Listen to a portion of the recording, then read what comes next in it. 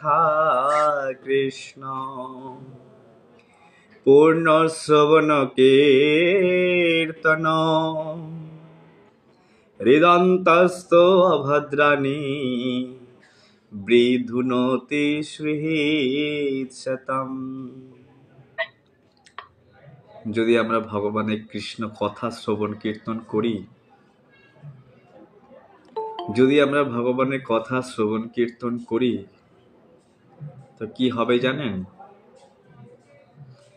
এই পূর্ণ শ্রবণ কীর্তন, ভগবানের এই স্বীয় কথাকে শ্রবণ কীর্তন করার ফলে হৃদন্তস্থ অভদ্রাণী বিধুনতি সুহৃৎশতম। যত হৃদয়ের অভদ্র আছে, যত রকম হৃদয়ের মল আছে, সমস্ত সবকিছু দূরীভূত হয়ে যায় কেবলমাত্র কৃষ্ণ কথা শ্রবণ কীর্তন করার ফলে। চৈতন্য চরিতামৃতে কবিরাজ গোস্বামী বলছেন, শ্রবণাদি শুদ্ধ চিত্তে করয়ে উদয়। যদি আমরা এই শ্রবণ কীর্তন কন্টিনিউ নিরন্তর করি, তো কি হবে? এই শ্রবণ কীর্তন করাতে আমাদের হৃদয়ে প্রেম আছে ভগবানের জন্য, ভালোবাসা আছে, স্বাভাবিকভাবে প্রেম ভালোবাসা আছে। কিন্তু কি করতে হবে? সেই প্রেম ভালোবাসা সুপ্ত অবস্থায় ঘুমিয়ে আছে, একটু জাগাতে হবে। কেমন ভাবে জাগাবো? তাই বলছেন, শ্রবণাদি শুদ্ধ চিত্ত করয় উদয়। কেউ যদি রোজ ভগবানের কথাকে শ্রবণ কীর্তন করে, তাহলে সে কি হবে? অতি দ্রুত সে ভগবানের প্রেমকে প্রাপ্ত হতে পারে। যেমন কাঠের মধ্যে আগুন আছে, ঠিক তেমনি প্রতিটা জীবের হৃদয়ে প্রেম আছে। প্রেম আছে বলেই তো আমরা ভালোবাসা চাই, প্রেম আছে বলেই তো একটু ভালোবাসার জন্য আমরা কাঙাল। কিন্তু প্রেমটা কোথায় নিবেদন করতে হয় আমরা জানি না। সেই পরম পুরুষোত্তম প্রেমময়ী ভগবান শ্রীকৃষ্ণ, যে অখিল ব্রহ্মাণ্ড নায়ক, যে একমাত্র পরম প্রেমিক, তাকে ভুলে গিয়ে এই জগতে কোনো ব্যক্তি বা বস্তুর প্রতি আমাদের সেই অমূল্যবান সেই প্রেমকে আমরা যে কোনো জায়গায় যাকে তাকে, কোনো ব্যক্তিকে, কোনো বস্তুকে দিয়ে দিচ্ছি। এই জন্য ভাগবতমে কি বলছেন জানেন? ভাগবতমে বলছে, নিত্যম ভাগবত সেবয়া, নিত্যম ভাগবতমের শ্রবণ কীর্তন করা উচিত, নিত্য, রোজ, একদিন দুদিন নয়। শুকদেব গোস্বামী বলছেন, যতক্ষণ পর্যন্ত শ্বাস চলবে ততক্ষণ। নিগম কল্পতরু গলিতম ফলম সুখ মুখাদ অমৃত দ্রব সংযুতম পিবতম ভাগবতম রসম আলয়ম মোহুরুহু রসিকা ভুবি ভাবুকা। যে রসিক, যে ভাবুক, মুহুরু অহরহ কৃষ্ণ কথা শুনবে। আমি সব সময় বলি, প্রেমী প্রেমিকের কথা শুনতে চায়। যে প্রেমী হয় বলে মেহবুব কা হার চিজ মেহবুব, একটা ডায়লগ আছে হিন্দিতে। যে প্রেমী হয় সে সর্বদা প্রেমিকের কথা শুনতে চায়। আমি যদি নিজেকে ভক্ত বলে দাবি করি, তো আমার সবসময় একটাই উৎসাহ থাকতে হবে, কখন কৃষ্ণ কথা পাবো, কখন কৃষ্ণ কথা পাবো, আর কখন কৃষ্ণ কথা পেয়ে আমার এই জীবনটাকে সর্বাঙ্গীনভাবে সুন্দর করে গড়ে তুলব। তাই নিত্যম ভাগবত সেবয়া। যাই হোক, এই জগতে যদি আমরা ভগবানের জন হতে পারি, যদি আমরা ভগবানের হতে পারি, তো এই জগতে আমি সকলের কাছে আদরণীয় হয়ে উঠব।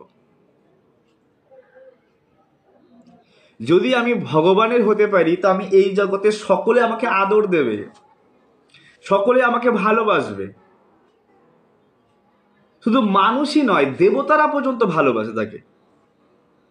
এই জগতে কোনো মানুষ যখন ভগবানের ভক্তি করে, ব্রহ্মাজি তার জন্য আরতির প্লেট রেডি করে, যে এই ভক্ত আজকে হরিনাম করা শুরু করেছে, একদিন আমার ধাম হয়ে ভগবান ধামে যাবে, তার নামে আরতির প্লেট সাজায়।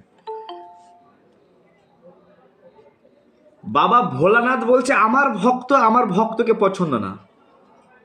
পার্বতী, আমি আমার ভক্তকে পছন্দ করি না। কাকে পছন্দ করো? কার তোমার পছন্দ? যে বিষ্ণু ভক্ত, যে কৃষ্ণ ভক্ত, আমি তাকে পছন্দ করি। মা পার্বতীকে বলছেন সমস্ত দেবতা, অর্জুন ভগবান কৃষ্ণের ভক্ত ছিল বলে ইন্দ্র এত ভালোবাসতো, ইন্দ্রের সিংহাসনে হাফ অর্জুন গিয়ে বসে পড়তো। তাই কেউ যদি ভগবানের ভক্ত হয় তাকে সকলেই আদর দেয়, সে সকলের কাছে আদরণীয়, পূজনীয় হয়ে ওঠে। তা কি হতে হবে? আমাদের কৃষ্ণের হয়ে যেতে হবে। তাকে এই জগতে কেউ ত্যাগ করে না, শুধু কৃষ্ণের হতে হবে। এক সময় ধ্রুব মহারাজ তার ভাই উত্তম ছিল, উত্তমকে না যক্ষ মেরে দেয়, যক্ষরা। তো ধ্রুব মহারাজ ধমাধম যুদ্ধ করছে। কোথায় চলে গেছে? যুদ্ধ করতে স্বর্গে চলে গেছে।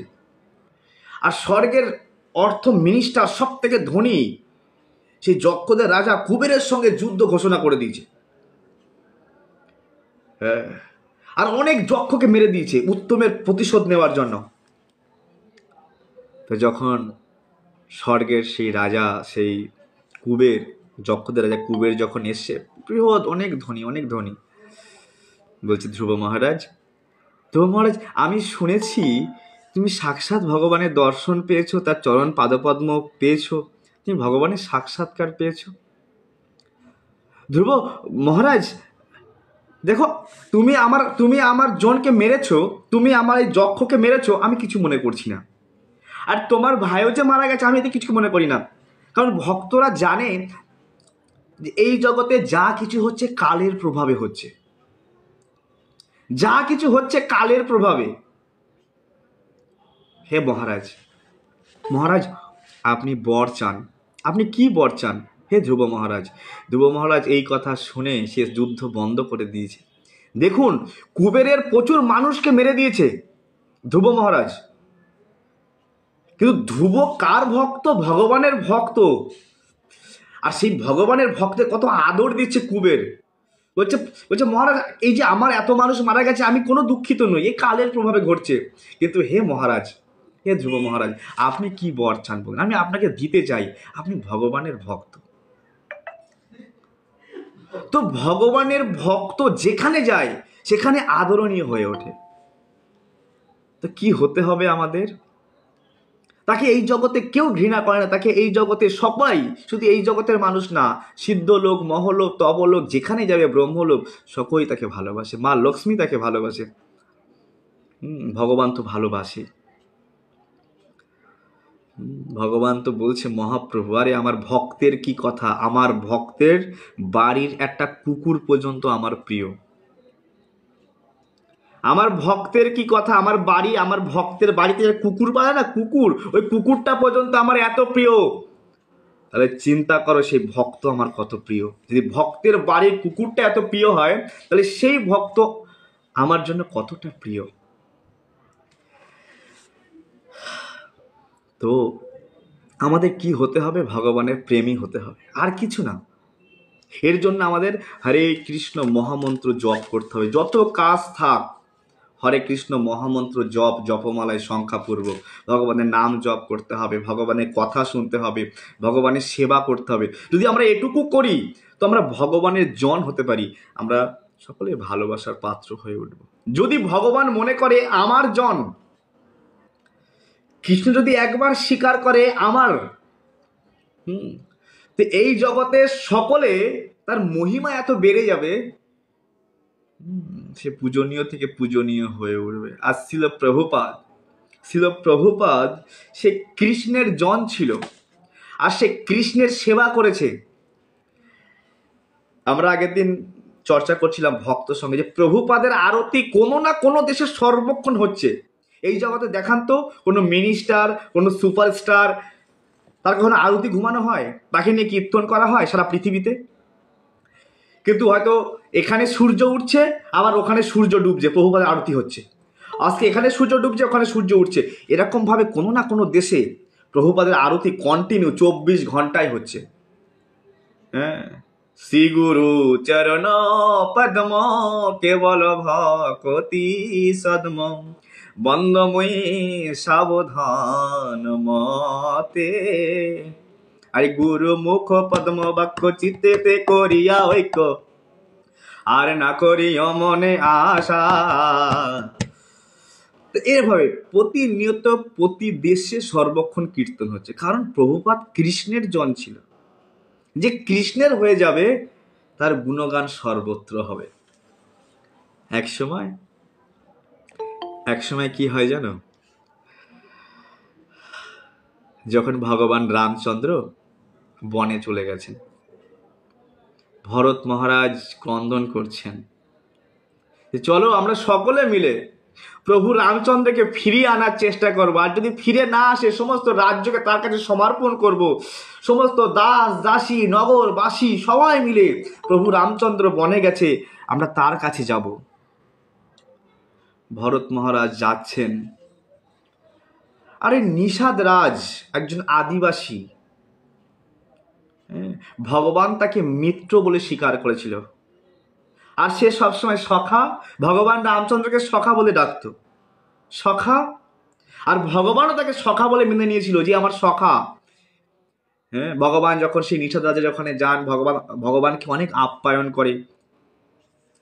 তো যাই হোক, নিষাদ রাজ বলছে, যখন দেখতে পাচ্ছে ভরত দল বল সৈন্য সামন্ত নিয়ে আসছে, বলে ভরতকে আমি এত বড় স্পর্ধা, প্রভু রামচন্দ্রের ঘর থেকে বের করে দিয়েছে, রাজত্বহারা করে দিয়েছে, আবার প্রভু রামচন্দ্রকে মারতে আসছে। আমার এই জান থাকতে থাকতে আমি রামচন্দ্রের কাছে ভরতকে পৌঁছাতে দেব না। তো তখন নিষাদ রাজ একটা গুপ্তচর পাঠালো। গুপ্তচর গিয়ে দেখে, আরে ভরত কত প্রেমী, ভরত রথে চড়ে আসছে না, ভরত পায়ে হেঁটে হেঁটে আসছে। গুপ্তচর খবর দিচ্ছে কি জানেন? যে হে নিষাদ রাজ, ভরত যুদ্ধ করতে আসছে না, ভরত রামের সঙ্গে মিলতে আসছে। তখন নিষাদ রাজ দৌড়িয়ে গেছেন, সেখানে রামচরিত মানসের রচয়িতা কবি তুলসীদাস লিখছেন, সকলে বলছে ভরত তোমার পায়ে ঠোলা পড়ে গেছে, আরে তোমার পায়ে ঠোলা পড়ে গেছে ভরত, তুমি রথে বসো। ভরত বলছে, আরে স্বয়ং ভগবান অখিল ব্রহ্মাণ্ড নায়ক প্রভু রামচন্দ্র যে পথ দিয়ে হেঁটে গেছে, আরে সেই পথ দিয়ে তো আমার মাথা দিয়ে যাওয়া উচিত।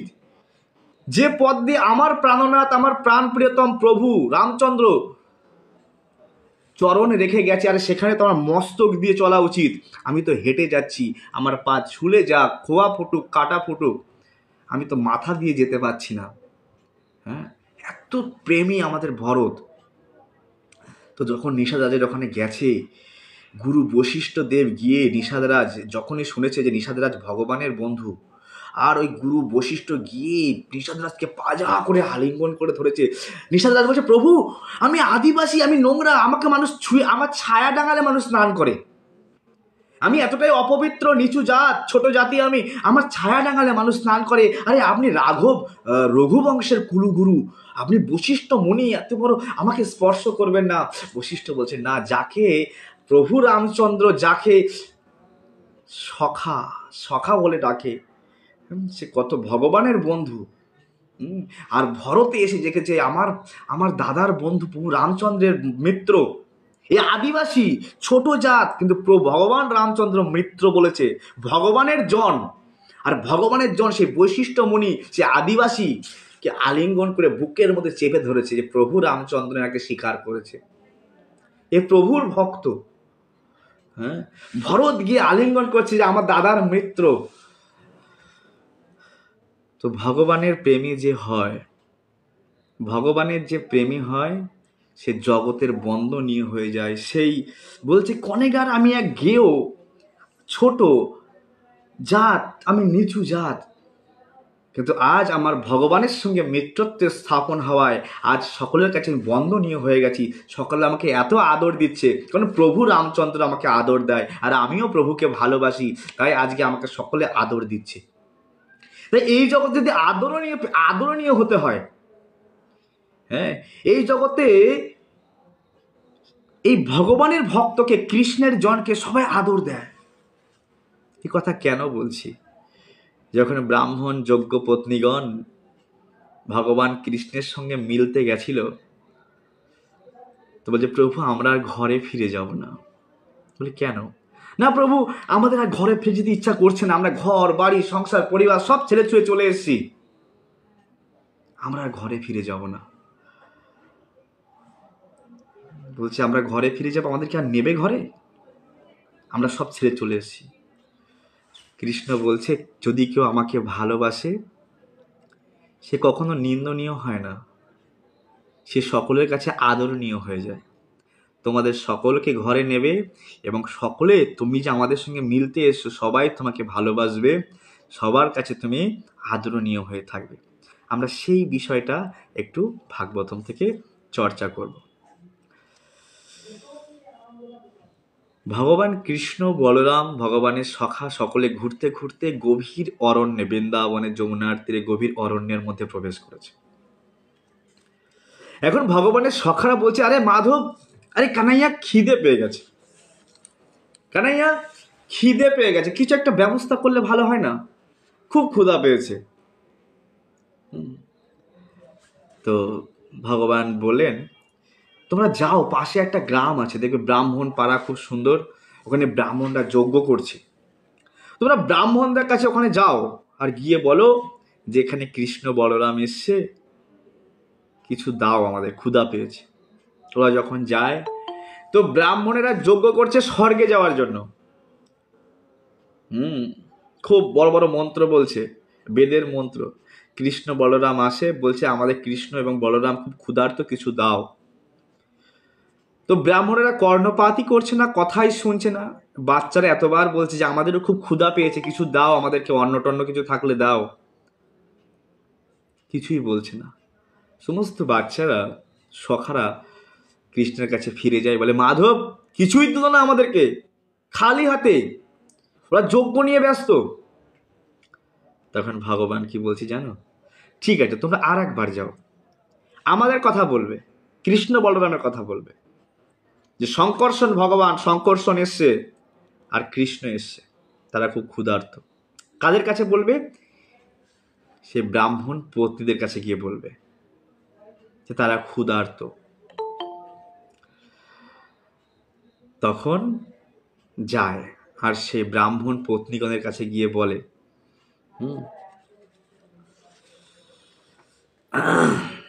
যে দেখো কৃষ্ণ আর বলরাম খুব ক্ষুধার্ত, তারা এই গভীর অরণ্যে বনের মধ্যে এসছে, তারা খুব ক্ষুধার্ত, কিছু দাও।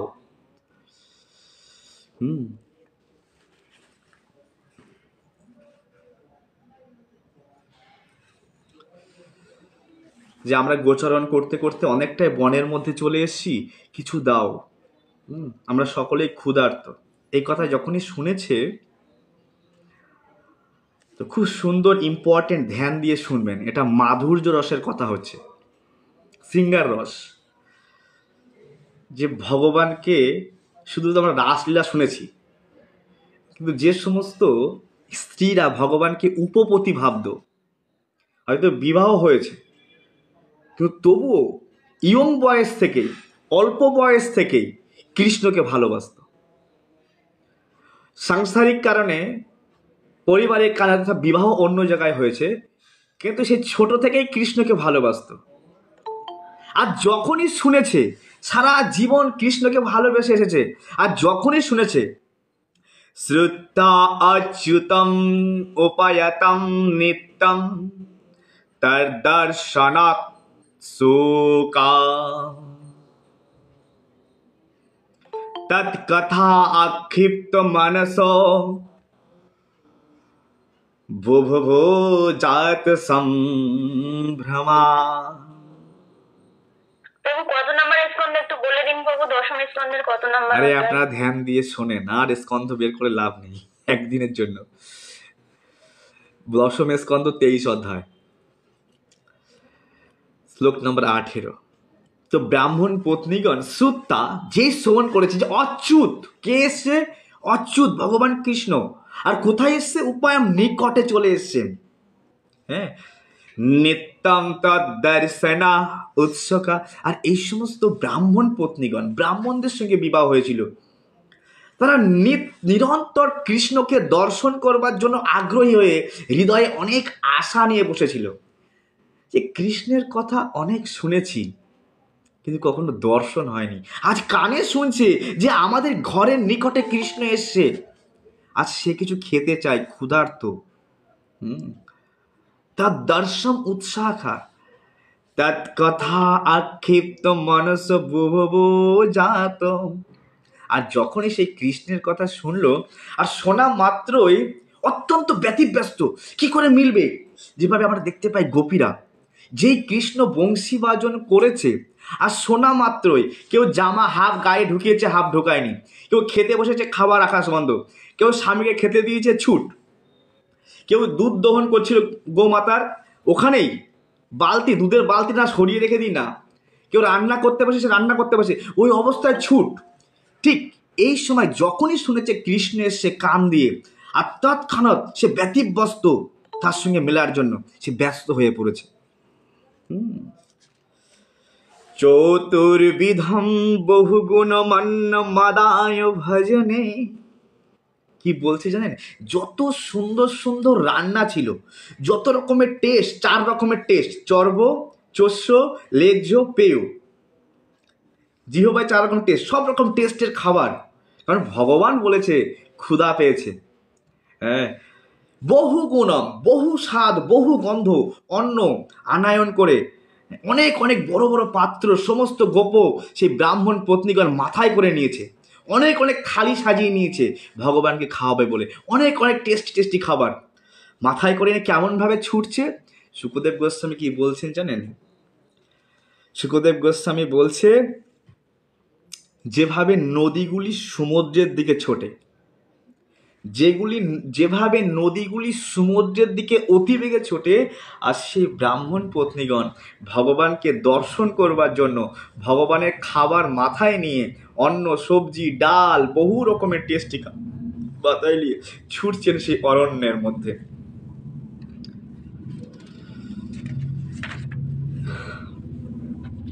কারণ এই প্রেম ছিল মাধুর্য প্রেম। বিশ্বনাথ চক্রবর্তী ঠাকুর বলছেন যে এই সমস্ত ব্রাহ্মণ পত্নীগণ কৃষ্ণকে সেই মাধুর্য প্রেমের অনুভূতি উপলব্ধি করে, যেন কৃষ্ণকে তারা উপপতি ভাবতেন, আর তাকে দর্শন করবার জন্য দ্রুত বেগে ছুটছে। কেমন ভাবে ছুটছে, দ্রুত বেগে ছুটছে। আমরা দেখতে পাই রাসলীলায় যখন সমস্ত গোপীরা কৃষ্ণের বংশীধ্বনি শুনে বেরিয়ে গেছে, এই অনেক উৎকৃষ্ট লীলা, আমাদের মতো 3rd ক্লাস, বিশেষ করে আমার মতো ব্যক্তির মুখে শোভা পায় না। তো বেরিয়ে গেছে, তখন তাদের বাবা, ভাই, মা, জ্যাঠা, কাকা, বাড়ির বরিষ্ঠ বরিষ্ঠ ব্যক্তিরা দরজার শিকল আটকে দিয়েছে, যেতে দেয়নি, বন্ধ করে দিয়েছে, কিন্তু কেউ ধরে রাখতে পারিনি, বেরিয়ে চলে গেছে। এখানেও ঠিক তাই, নিষিদ্ধমান পথিভি ভাতৃভি বন্ধুভি সুতে, সকলের নিষেধ সত্ত্বেও, নিষিদ্ধ মানা নিষিদ্ধ সত্ত্বেও, পতিভি, স্বামীর নিষেধ, ভাইয়ের নিষেধ, বন্ধুর নিষেধ, সন্তানের নিষেধ সত্ত্বেও ছুটছে। কার পিছনে ছুটছে? কি হাড় চামড়া মলমূত্র মানুষের প্রতি ছুটছে? শুকদেব গোস্বামী এখানে বলছেন ভগবতী, ভগবানের পিছনে ছুটছে। এ সাক্ষাৎ পরমেশ্বর ভগবান। আর এই ভগবানকে ভগবতী উত্তম শ্লোকে, যে ভগবানকে উত্তম শ্লোকের দ্বারা বন্দনা গাওয়া হয়, যে ভগবানকে উত্তম শ্লোকের দ্বারা চর্চা করা হয়, বন্দনা গাওয়া হয়, দীর্ঘ সুত ধৃত আশয়া, দীর্ঘদিন এই গোপীরা দীর্ঘদিন ধরে এই ব্রজ ব্রাহ্মণ স্ত্রীরা দীর্ঘদিন ধরে দীর্ঘশ্রুত ধৃত আশয়া দীর্ঘদিন ধরে কৃষ্ণের কথা শুনেছে যে কৃষ্ণের রূপ এত সুন্দর, কৃষ্ণ লীলা এত সুন্দর, কৃষ্ণ গিরিরাজ ধারণ করেছে, কৃষ্ণ পুতনাকে বধ করেছে, কৃষ্ণ যেখানে যায় সেখানে হাজার মানুষ ভিড় করে কৃষ্ণের রূপকে দর্শন করবার জন্য। কৃষ্ণ কাছে দীর্ঘশ্রোতা, যেমন আপনারা দীর্ঘদিন ধরে কৃষ্ণ কথা শুনছেন, দীর্ঘদিন শুনতে শুনতে শুনতে শুনতে প্রেম চলে আসে ভিতরে। তাই বলছে দীর্ঘশ্রোতা ধৃত আশয়া, ধরে রেখেছে আশা একদিন না একদিন আমরা প্রভুর সঙ্গে মিলব। তো সকলে মানা নিষেধ সত্ত্বেও সকলকে পিতার কথাকে অগ্রাহ্য, স্বামীর কথাকে অগ্রাহ্য, ভাইয়ের কথাকে অগ্রাহ্য, সন্তানের কথাকে অগ্রাহ্য, সেই ভগবতের উত্তম শ্লোক ভগবান কৃষ্ণের প্রতি ছুটছে দীর্ঘকাল। আরে কৃষ্ণ কথা কতদিন শ্রবণ করেছে? বলছে দীর্ঘকাল, দীর্ঘ শ্রুত ধৃত আশয়। খুব পয়েন্ট অফ ভিউ না, আমরা তো এখন দীক্ষিত ভক্ত হয়ে গেছি, আমাদের আর কৃষ্ণ কথা শোনার দরকার নেই। আমরা তো বড় ভক্ত হয়ে গেছি, 2-4 মালা জপ করি, এই তো অনেক বড় ভক্ত, শোনা নেই। এ দেখো, এগুলো হচ্ছে কৃষ্ণের নিজজন প্রেমী। বলছে দীর্ঘদিন কৃষ্ণ কথা শুনেছে, আর দীর্ঘদিন কৃষ্ণ কথা শুনতে শুনতে হৃদয়ে অনেক প্রেম জমে আছে, ধৃত আশা। আমরা প্রিয়জনকে অনেক আশা করি না যে এ আমার প্রিয়জন, আমার ইনি এটা দেবে, আমরা এর সঙ্গে মিলবো। ঠিক তেমনি ধৃত আশয়া, তারা কোথায় ছুটছেন, কোথায় মিলবেন, কোন জায়গায় মিলবেন কৃষ্ণের সঙ্গে? শুকদেব গোস্বামী বলছেন যমুনা উপবনে অশক নব পল্লব মণ্ডেতে বিচরন্তম বৃতম গোপৈস অগ্রজং দ্রদেশ স্ত্রিয়। যমুনা নদীর ধারে যেখানে অশোক গাছের বৃক্ষ, আর সেই অশোক গাছের বৃক্ষে কেমন পাতা হয়েছে, কচি কচি পাতা, সবুজ সবুজ, পাকা পাতা ঝরা পাতা নাই, একদম নতুন নতুন পাতা জন্মেছে। আর সমস্ত গোপ বালকেরা বেষ্টন করে দাঁড়িয়ে আছে। সমস্ত গোপ বালকেরা, সবাই চিন্তা করুন বৃন্দাবনের কৃষ্ণ কিভাবে দাঁড়িয়ে আছে, সমস্ত মিত্র গোল করে দাঁড়িয়ে আছে, আর তার পাশে বলরাম, আর বলরামের কাঁধে একটা হাত, আর কৃষ্ণ বলরামের কাঁধে হাত দিয়ে এইভাবে খুব সুন্দরভাবে পোজ নিয়ে দাঁড়িয়ে আছে। কত সুন্দর সেই ভগবানের মিষ্টি রূপ। সমস্ত সখাদেরকে নিয়ে বলরাম সহ সেখানকে দর্শন পেলেন। ভগবানের কেমন লাগছে দর্শন করতে? আজ ভগবানের কেমন লাগছে? শ্যামম হিরণ্য পরিধম বনমল্লবাহ ধাতু প্রবাল নটবেশ মনোব্রতাংসে বিন্যস্ত হস্তমিতরেণ ধননাবজম কর্ণৎ পলাল ককোহ পলক মুখাম্বুজহাসম। ভগবানের গায়ের রং শ্যামবর্ণ, পীত বসন পড়েছিল, মাথায় ময়ূর পুচ্ছ, বিভিন্ন বর্ণময় ধাতু পল্লব বন ফুল দিয়ে ভগবানের সারা শরীর। বলছে নটবর অভ্যাস। নটবর মানে জানেন তো? নটবর মানে একটা হিরো যেমন সবসময় ডান্সিং মুডে থাকে, হিরো ডান্সিং মুডে সবসময় উৎফুল্ল মাইন্ড, যে নায়িকা হলেই ডান্স করবে, ঠিক ভগবানকে নটবর বেশ লাগছে, একদম ডান্সিং। সাক্ষাৎ মন্মথ মানে একদম স্বয়ং কামদেব, এরকম ভগবান ডান্সিং মুড। নটবর বেশে ভগবান সজ্জিত। তিনি এক হাত তার সখার স্কন্ধে, বলরামের কাঁধে একটা হাত দিয়ে দাঁড়িয়ে আছে হেলে, আর একটা হাতে পদ্ম ফুল নিয়ে ঘোরাচ্ছেন। এবং ভগবানের কপালের সামনে চুলগুলো পড়ছে। শুকদেব গোস্বামী পুরো ক্যামেরায় ছবি তুলে আমাদেরকে দেখাচ্ছেন যে চুলগুলো পর্যন্ত কপালে পড়ছে, সেটাও বলছেন। এবং ভগবান স্মাইলিং, হাসছে, কিন্তু দাঁত দেখা যাচ্ছে না। হাসি দিচ্ছে, দাঁত দেখা যাচ্ছে না, মৃদুমন্দ হাসি। সমস্ত সেই ব্রজ ব্রাহ্মণ স্ত্রীরা সেখানে গিয়ে ভগবানের এরূপ দর্শন করলো। হে নরেন্দ্র, দীর্ঘকাল যাবৎ এই ব্রাহ্মণ পত্নীগণ প্রায় শ্রুত প্রিয় মোদয় কর্ণপুরে, দীর্ঘকাল যাবৎ এই ব্রাহ্মণ পত্নীগণ তারা কৃষ্ণ কথা শ্রবণ করেছিলেন দীর্ঘকাল যাবৎ। আমাদের কানের ভূষণ কি? সোনার কানের, ঝুমকো কানের, কত কিছু কানের ভূষণ আছে না সাজার জন্য আমাদের। কিন্তু এই সমস্ত গোপীদের কানের ভূষণ কি ছিল জানো? কৃষ্ণ কথা। বাস্তবে কানের ভূষণই হচ্ছে কৃষ্ণ কথা। বলছে একদিন দুদিন নয়, দীর্ঘদিন, প্রায়ই শ্রুত। কি শুনতো? কৃষ্ণ কথা। প্রিয়তম, প্রায়ই শ্রুত প্রিয়তম উদয় কর্ণপুরে। ওই প্রিয়তমের গুণ মহিমা এই কর্ণে দিয়ে বারবার যেন কর্ণের ভূষণ তৈরি করেছিল এই কৃষ্ণ কথা।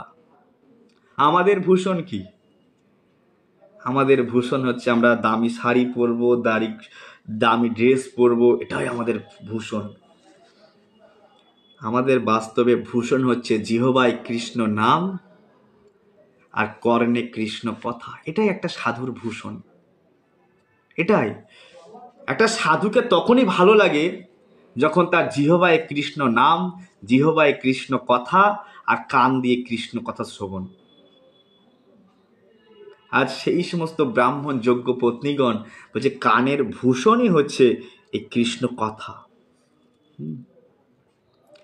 অন্ত প্রবিশ্য জস্মিন নিমগ্ন মনসতম অথ অক্ষিরান্দ্রে। দেখুন, এখন তো কৃষ্ণকে সামনে থেকে দেখছে, কৃষ্ণের আমনে সামনে চলে এসছে, আর নয়ন দিয়ে কৃষ্ণকে দর্শনকে, নয়ন দিয়ে কৃষ্ণকে পান করছে, যেন নয়নে নয়নে মিলন হচ্ছে।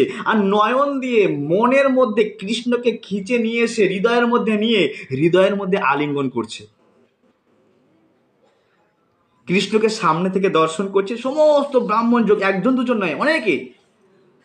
আর সকলে কৃষ্ণকে দর্শন করছে, আর নয়ন দিয়ে দর্শন করে মনের মধ্যে নিয়ে এসে মনের মধ্যে দীর্ঘকাল ধরে ভগবানের সঙ্গে আলিঙ্গন করছে। অন্ত প্রবেশ্য শিরেচম পররভ্যতাপম প্রাজ্ঞম যথা ভীমতয় বিজহু নরেন্দ্রম।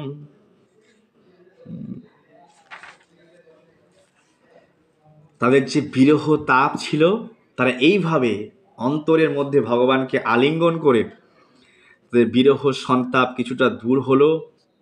যেমন মুনিগণ তাদের অন্তর্চেতনাকে আলিঙ্গনের দ্বারা মিথ্যা অহংকারের উৎকণ্ঠা পরিত্যাগ করে। তাস্তথা ত্যক্ত সর্বাস প্রাপ্ত আত্মোদিদীক্ষয়া বিজ্ঞয়াখিল জিগদষ্ট প্রাহ প্রহেসিতানন। কিভাবে সমস্ত জাগতিক আশা পরিত্যাগ করে কেবল তাকে দর্শনের জন্য সেই স্ত্রীগণ সেখানে এসেছিল। সমস্ত প্রাণীর চিন্তাধারা সাক্ষী স্বরূপ কৃষ্ণ তা জানতে পেরেছিল, তাই তিনি সহস্র বাঁধনে বললেন। এই সমস্ত গোপিকারা তারা জানতেন, এই যোগ্য পত্নীগণ তারা জানতেন যে আমি যে ঘর থেকে বেরিয়ে যাচ্ছি, আমরা উচ্চকুলের স্ত্রী, ব্রাহ্মণ স্ত্রী, আমরা সমাজের উচ্চ বর্ণ, আমাদের ঘরে ফিরে নেবে না। আর তারা সমস্ত লৌকিক ধর্মকে গোপীদের মতো সব ত্যাগ করে দিয়েছে, সমস্ত জাগতিক আশাকে পরিত্যাগ করে দিয়ে শুধুমাত্র কৃষ্ণ দর্শন লালসা আত্মজিদীক্ষয়া, তাকে দর্শনের বাসনা নিয়ে। যেভাবে সুদামা কৃষ্ণের সঙ্গে মিলতে যাচ্ছিল, কৃষ্ণ দর্শন লালসা। একজন ভক্ত কৃষ্ণের থেকে সে এটুকুই চায়, প্রভু তুমি একবার দর্শন দিয়ে দাও, প্রভু তুমি একবার দর্শন দিয়ে দাও। কৃষ্ণ দর্শন লালসা। কৃষ্ণ দর্শন যার হইয়াছে একবার, সফল জীবন তার, সফল জীবন তার। কৃষ্ণ দর্শন সমস্ত প্রাণীর সাক্ষী, পরমাত্মার রূপে সাক্ষী রূপে তিনি জানতে পেরেছিলেন। এবং কৃষ্ণ বলছেন, কৃষ্ণ গোপীরা যে এসছে ব্রাহ্মণ যোগ্য পত্নীগণ স্বাগতম জানাচ্ছে, যেভাবে গোপীদেরকে স্বাগত জানিয়েছিল, হে সৌভাগ্যবতী স্ত্রীগণ স্বাগত, উপবেশন করে তোমরা বিশ্রাম গ্রহণ করো, তোমরা বসো বসো বিশ্রাম গ্রহণ করো, আর বলো আমি তোমার জন্য কি করতে পারি, আমি তোমার জন্য কি করতে পারি। আমাকে দর্শন করতে তোমরা যে এখানে এসেছো তা উপযুক্তই হয়েছে। ভগবান খুব সুন্দর একটা সিদ্ধান্ত বলছে ২৬ নম্বর শ্লোকে, ধ্যান দিয়ে শুনবেন। নাবনব্ধমোই কুর্বন্তি কুশল স্বার্থদর্শিনা আহৈতে কি ব্যবহিতম ভক্তিম আত্মপ্রিয়ে যথা। প্রকৃত স্বার্থটা কি? আমাদের জীবনে প্রকৃত স্বার্থ কি? এই প্রকৃত স্বার্থের কথা বলতে গিয়ে প্রহ্লাদ মহারাজ সপ্তম স্কন্ধে বলেছিল, স্বার্থ গতিম হি বিষ্ণু। আমাদের স্বার্থের গতি একমাত্র বিষ্ণু, আর কোনো স্বার্থ নেই এই জগতে। আমাদের চরম স্বার্থ একমাত্র বিষ্ণু চরণ পাদপদ্ম। আর এখানে ভগবান নিজে কি বলছেন দেখুন, যে যারা নিজেদের প্রকৃত স্বার্থ দর্শন করতে পারেন বা দর্শন করতে চান, সেই সমস্ত দক্ষ ব্যক্তিজ্ঞান প্রত্যক্ষভাবে অহৈতুকী অব্যবহৃতাম, অহৈতুকী অব্যবহৃতাম মানে অপ্রতিহতা, অহৈতুকী মানে কোনো হেতু নয়। বলে ভগবানকে ভালোবাসো কেন? কেউ বলবে টাকা চাই, বাড়ি চাই, গাড়ি চাই। আর যে প্রেমী হয় সে হলো, আমি এমনি জানি না কেন ভগবানকে ভালোবাসি, আমি এমনি ভগবানকে ভালোবাসি। কোনো কারণ ছাড়া ভালোবাসাকে বলা হয় অহৈতুকী, অপ্রতিহতা। হ্যাঁ, ভগবান বলছে যারা নিঃসন্দেহে, যারা দক্ষ ব্যক্তি, কুশল ব্যক্তি, তারা প্রত্যক্ষভাবে আমার অহৈতুকী ভক্তি সম্পাদন করে। কারণ সে জানে যে আমি একমাত্র আত্মা, এই যে ভিতরে অন্তরে আত্মা, আমি একমাত্র প্রিয়। হ্যাঁ, আর এটাই তার স্বার্থ, যে আমাকে ভালোবাসে এটাই তার স্বার্থ। আর এই জগতে যে ভগবানকে জানে না, ভগবানকে ভালোবাসে না, সে তার স্বার্থও জানে না। সে জানে না আমার স্বার্থ কি। বলে আমার স্বার্থ তো ব্যাংক ব্যালেন্স তৈরি করা, আমার স্বার্থ তো বাড়ি গাড়ি করা। ভাই, ব্যাংক ব্যালেন্স বাড়ি গাড়ি দুদিন কা, 60 বছর পরে মরে গেলে সব ফিনিশ, তোমার কিছুই না। একটা চিঠি হয়ে জন্মগ্রহণ করতে হবে, পিপিলিকা হয়ে জন্মগ্রহণ করতে হবে। তো স্বার্থ গতিমী বিষ্ণু ভগবান এখানে বলছেন। হ্যাঁ, আমি একটু তাৎপর্য পড়ি, প্রভুপাদ কি বলছে শুনুন, খুব সুন্দর। পরমেশ্বর ভগবান ব্রাহ্মণ পত্নীদের জানিয়েছিলেন যে যে কেবল তারাই নন, সমস্ত মানুষই যারা তাদের প্রকৃত স্বার্থ হৃদয়ঙ্গম করেছেন, তারা যেন ভগবানের প্রতি প্রেমময়ী সেবায় এই পারমার্থিক পন্থাটি গ্রহণ করে। হ্যাঁ, ভগবান শ্রীকৃষ্ণ হচ্ছে আত্মপ্রিয়, সকলের প্রকৃত প্রেমের বিষয়। যদিও প্রত্যেক ব্যক্তির নিজস্ব রুচি ও স্বাধীনতা রয়েছে, কিন্তু চরমে প্রতিটি জীবই হচ্ছে পরমেশ্বর ভগবানের একই চিন্ময় স্ফুলিঙ্গ। এইভাবে ভগবান শ্রীকৃষ্ণ স্বরূপগত প্রত্যেকেরই মুখ্য প্রেমময়ী আকর্ষণ।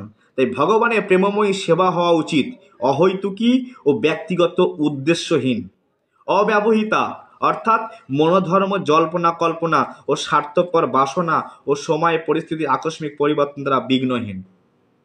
হ্যাঁ, অনেক সময় আমরা না কোনো রকম জল্পনা কল্পনা, না বিভিন্ন রকম বাসনা, সমস্ত সবকিছুর ঊর্ধ্বে ভগবান শ্রীকৃষ্ণ, তাকে অপ্রতিহতি অহৈতুকী ভক্তি। সবই পুংসাম পরম ধর্ম, যত ভক্তির অদস্যজে অহৈতুকী অপ্রতিহতা জয়াত্মা সুপ্রসিদতি। এটাই পরম ধর্ম। সবই পুংসাম, প্রতিটা মানুষের সবই পুংসাম পর ধর্ম, সেই পরম ধর্ম। ধর্ম তো অনেক আছে, সেই পরম ধর্মটি কি, টপ মোস্ট লেভেলের ধর্মটি কি? সবই পুংসাম পরম ধর্ম, যত ভক্তির অধঃসজ। অধঃসজ মানে হচ্ছে যা এই জড় ইন্দ্রিয়ের অতীত। অধঃসজ ভগবানকে অহৈতুকী অপ্রতিহতা ভালোবাসা, জয়া আত্মা শুভে, যেখানে গিয়ে এই আত্মাটা প্রসন্নতা লাভ করবে। হ্যাঁ, এটাই হচ্ছে পরম ধর্ম। হ্যাঁ, তো ভগবান খুব সুন্দরভাবে বলছে কেবলমাত্র আত্মার সম্পর্কের ফলেই কারো প্রাণ, বুদ্ধি, মন, স্বজন, দেহ, স্ত্রী, সন্তান, ধন ইত্যাদি প্রিয় হয়ে থাকে। অতএব হরে কৃষ্ণ, এক মিনিট। হরে কৃষ্ণ, ধন্যবাদ মহারাজ। হরে কৃষ্ণ, ধন্যবাদ মহারাজ। ও আচ্ছা আচ্ছা আচ্ছা, আচ্ছা আচ্ছা, আমার আস্তে আস্তে দিচ্ছি। হ্যাঁ হ্যাঁ হ্যাঁ হ্যাঁ, আস্তে আস্তে।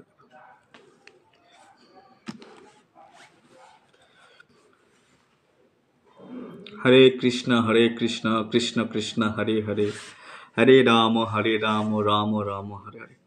মহারাজ ফোন করেছিল আমাকে, বলছে রাত হয়েছে, একটু আস্তে আস্তে ক্লাস দাও, অত জোরে বলার দরকার নেই, একটু আস্তে বলো। ঠিক আছে মহারাজ।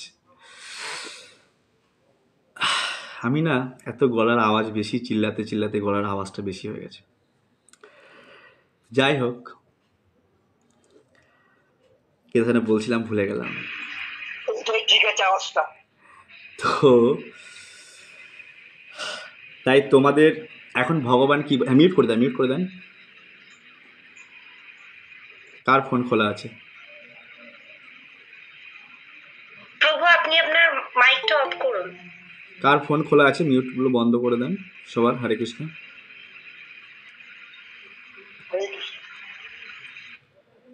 হরে কৃষ্ণ।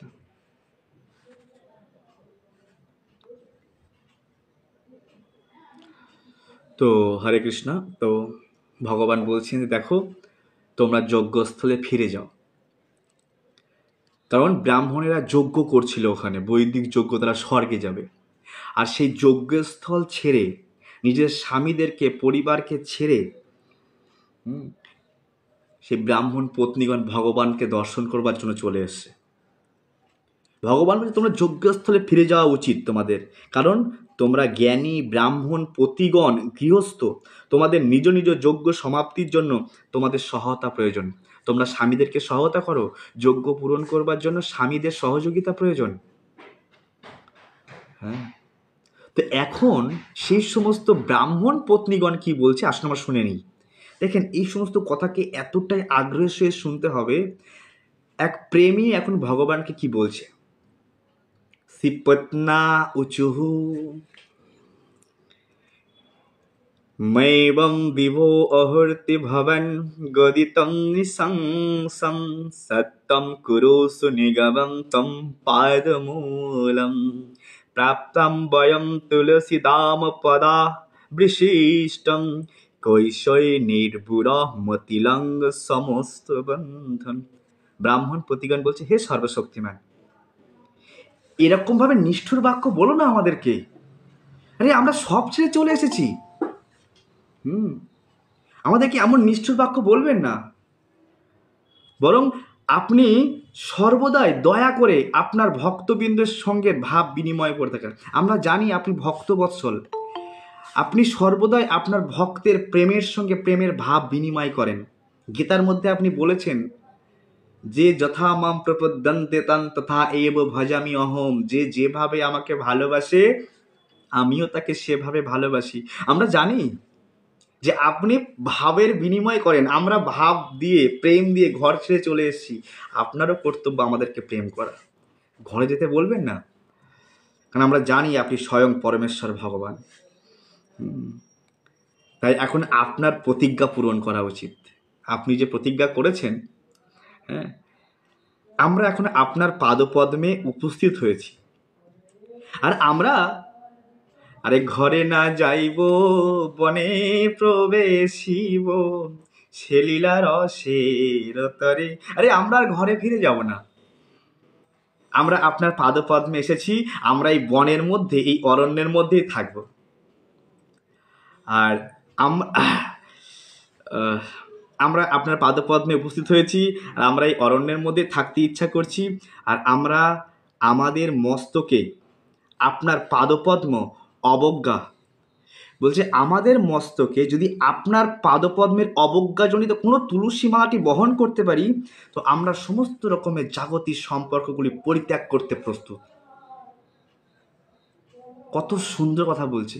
বলছে আমরা ঘরে ফিরে যাব না, কিন্তু আমরা বনের মধ্যেই থাকব।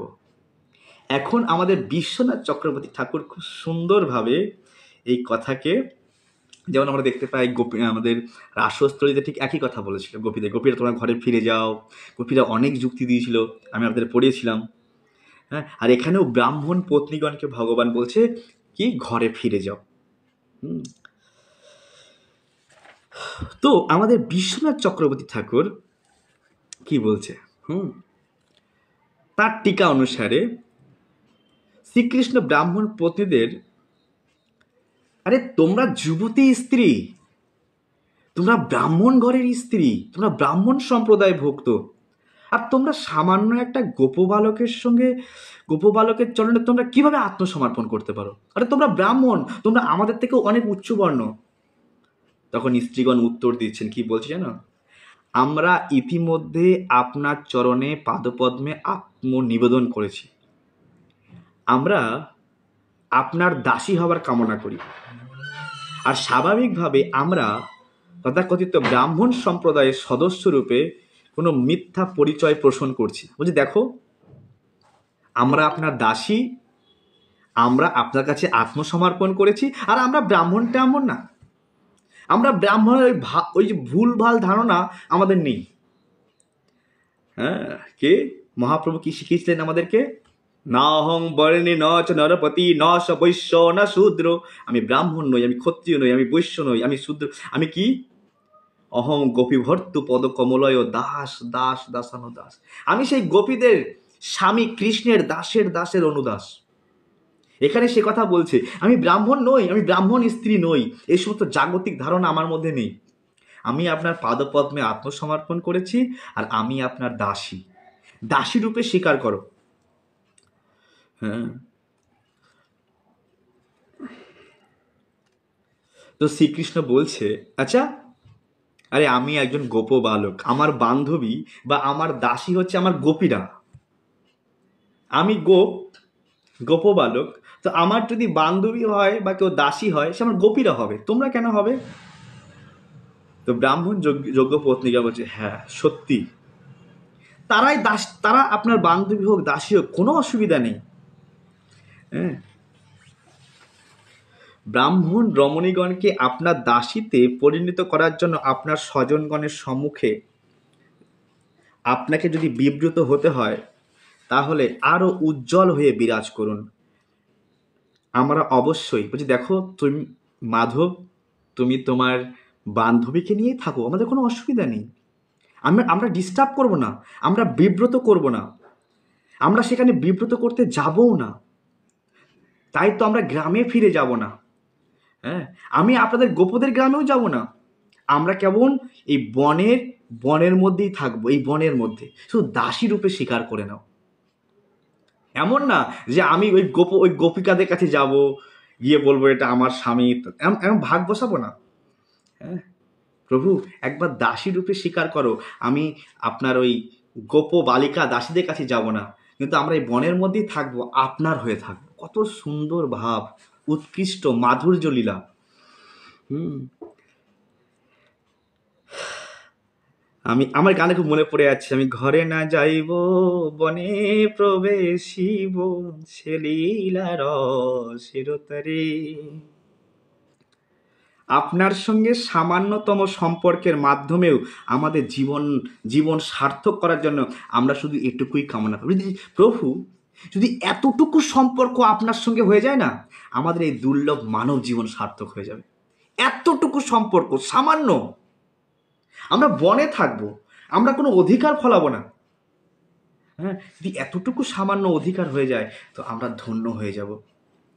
হ্যাঁ, বিশ্বনাথ চক্রবর্তী ঠাকুর খুব সুন্দরভাবে বলছে যে দেখো, কৃষ্ণের পাদপদ্ম হতে পতিত, যে প্রভু তুমি যখন সখীদেরকে আলিঙ্গন করবে, ভালোবাসবে, তোমার মস্তক থেকে বা চরণ কমল থেকে যে তুলসী পত্র পড়বে না, তুলসী, হয়তো আলিঙ্গন করার সময় গোপীদেরকে, তোমার সেই প্রিয়জনদেরকে, হয়তো সেই গোপীর চরণ তলে কোনো তুলসী পড়েছে, সেই তুলসী যদি মাথায় পায় না, আমার জীবন ধন্য হয়ে যাবে, আমার জীবন ধন্য হয়ে যাবে।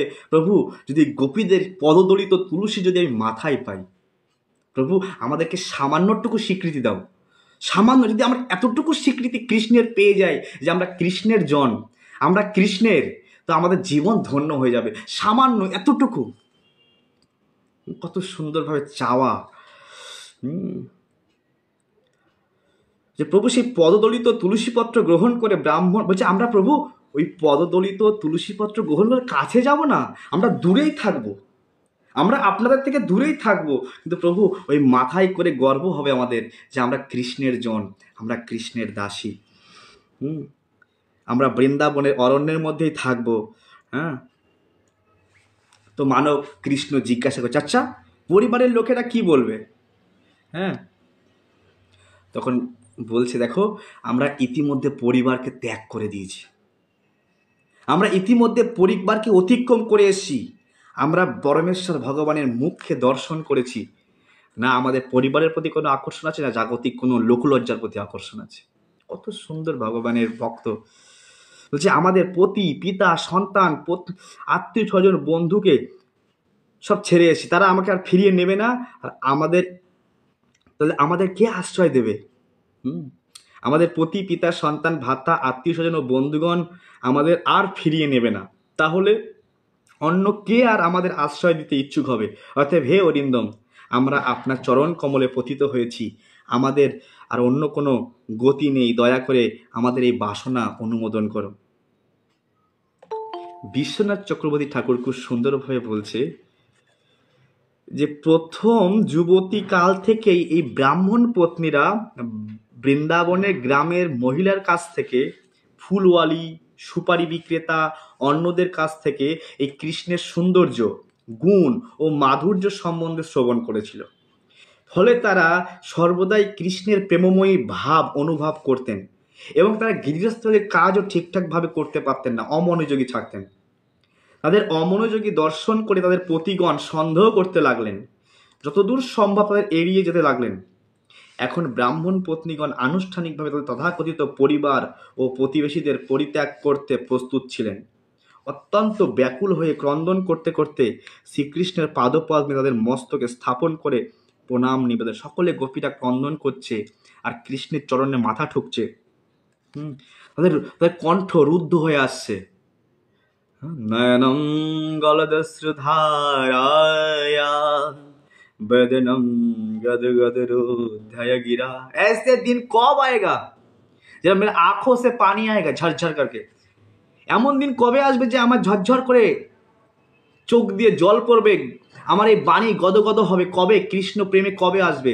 আর গোপীদের সেই হচ্ছে, কণ্ঠ রুদ্ধ হয়ে আসছে, ক্রন্দন করছে, তারা প্রার্থনা করছে যে শ্রীকৃষ্ণ তাদের জন্য এই বর প্রদান করে, তিনিই তাদের একমাত্র গতি হয়। কৃষ্ণই বাসুদেব পরাগতি, একমাত্র একটাই গতি। কি গতি?